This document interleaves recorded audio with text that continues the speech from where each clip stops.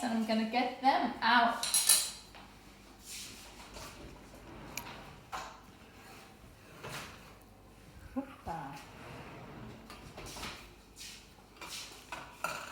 Ooh, they smell good. And just pop cakes. Testing. Comes out nice and clean. And then just lift them up with my spatula.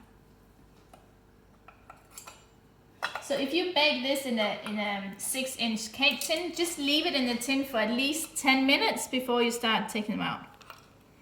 Otherwise it might break.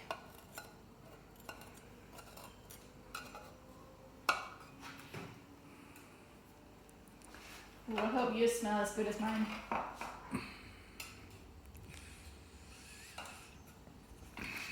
And guys, once you get your cakes out, please tag me or add to a story or something so I can see what you've been making. I'd love to see your cakes.